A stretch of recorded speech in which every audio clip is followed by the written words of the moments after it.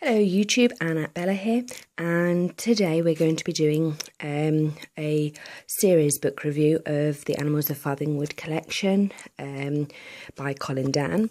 The first book in the series is very famous. It was made into a TV series in the 1990s, and it's the Animals of Farthing Wood.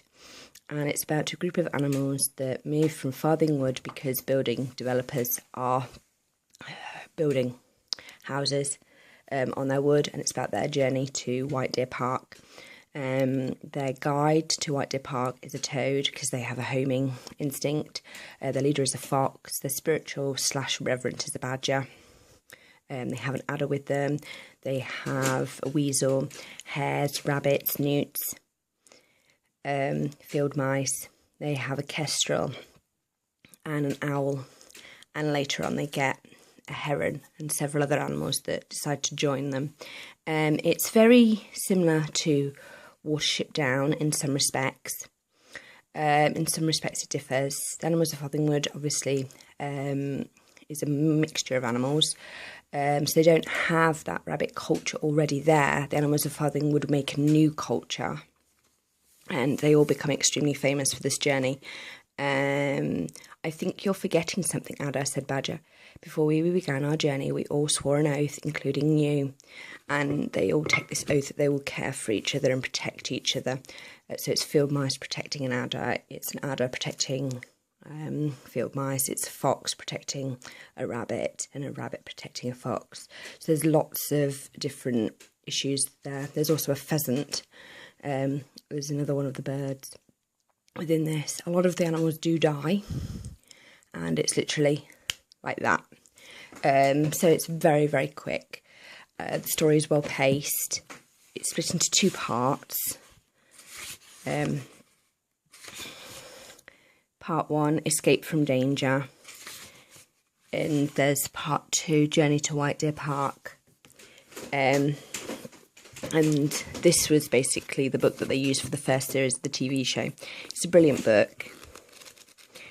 It comes with its own set of illustrations. There's a fox within it. It is meaty. It does tackle some difficult topics, but it tackles them in a child-friendly way. I'd say that this book would be sort of for 6+, to be honest. I'll move on to the collections. I really, really like this art because they do a lot of things within this. It sort of reminds me of the opening of Watership Down, which is another book that I love.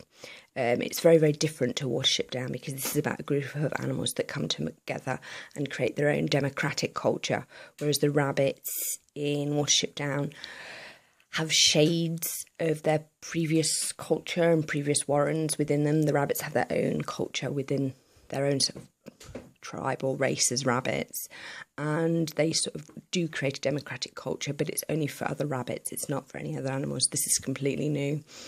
It's everybody looking after each other. So the adder is looking after the mice are looking after the adder, the badger is looking after the fox is looking after a rabbit, the kestrel is looking after a pheasant. So there's lots of different things going on here. They become the group, all the animals in the group become extremely famous amongst other animals that they meet, and later on at White Deer Park they have mythic status between them. I love the lightning on the back. I love the fire. It really is a kind of very, very different story. It's not anthropomorphic at all. The animals do behave as they would behave. Like they're allowed to, adders still allowed to eat mice just as long as they're not Farthing Wood mice. Fox is still allowed to eat rabbits just as long as they're not Farthing Wood rabbits. Because it's like Farthing Wood animals all carry the legacy of Farthing Wood within them because it no longer exists. Okay, moving on to Farthing Wood collection. This book features the hedgehog and the badger on the front. It contains The Adventure Begins, which is the prequel to this book, The Animals of Farthing Wood. The Adventure Begins is about Fox's dad and some otters, and then it contains the story In the Grip of Winter, which is what happens to the animals when they get to White Deer Park and winter hits them.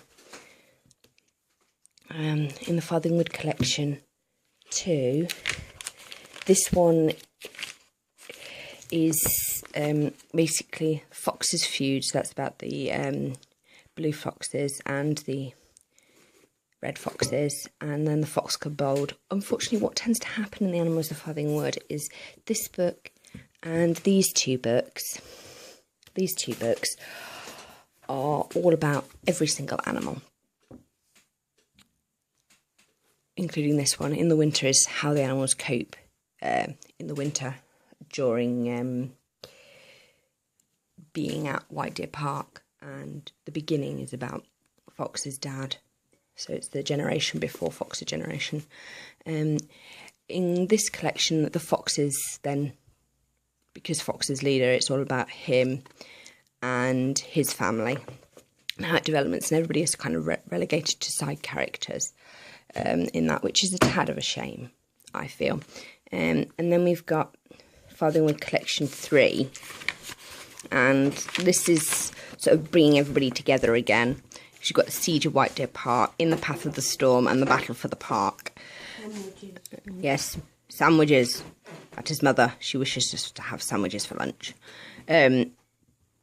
So it's an interesting story, because whenever there's danger, they all sort of come together.